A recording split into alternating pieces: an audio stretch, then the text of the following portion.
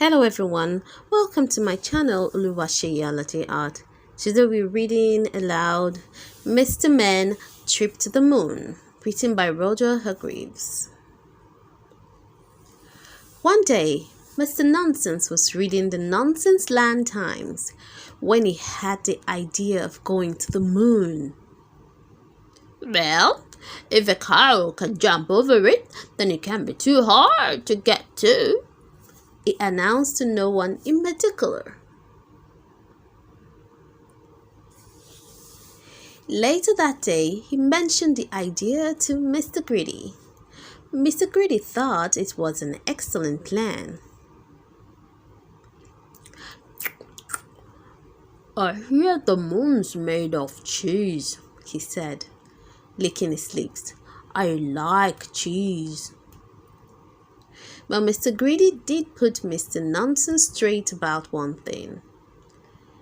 It's a very long, long way away. So they went to see Mr. Clever. What we need is a space rocket, explained Mr. Clever. A space rocket is something I've always wanted to build. Will that not be very difficult? Asked Mr. Nonsense. Well, it is rocket science, so the answer is yes, said Mr. Clever, who rather likes to show off. While Mr. Clever builds the rocket, the other two set about choosing fellow astronauts to travel with them. Mr. Nosy could not go because the space helmet would not fit over his nose. Mr. Tickle and Mr. Tall could not go because neither of them could fit into the space suits. And little Miss Splendid refused to take off her hat, which was no good at all.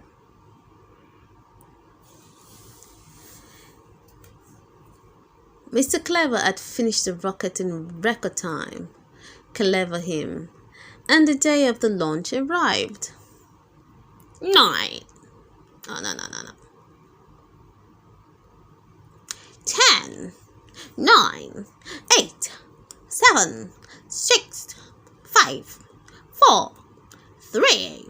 2. 1. Blast off!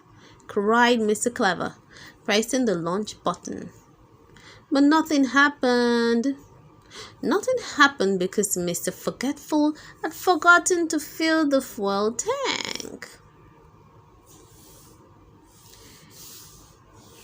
An hour later, the rocket took off, roaring up into the sky, trailing a great cloud of smoke. It rose higher and higher into the air, high above the earth, through the atmosphere, and into outer space. Oh my, cried Mr. Worry. I'm floating. And so he was, and so was everyone else. We don't weigh so much in space, explained Mr. Clever cleverly. The air is much thinner up here.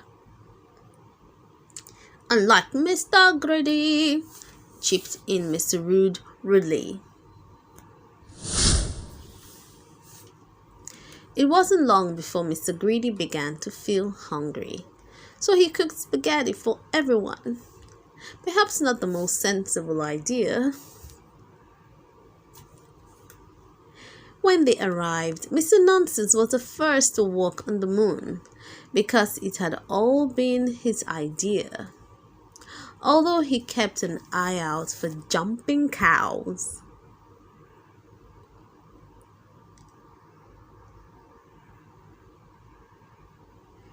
It was Mr. Worry who discovered strange footprints on the surface of the moon, which he followed, while worrying he was about to bump into a space alien. He was rather relieved to find it was little Miss Scary walking on her hands. Mr. Small could not believe it. he could lift Mr. Greedy above his head with one finger. Can you imagine that? Everyone had a wonderful day on the moon. Everyone except for Mr. Greedy, who was disappointed to discover that the moon is not made of cheese. "I told you," said Mr. Clever, something that Mr. Clever never tires of saying.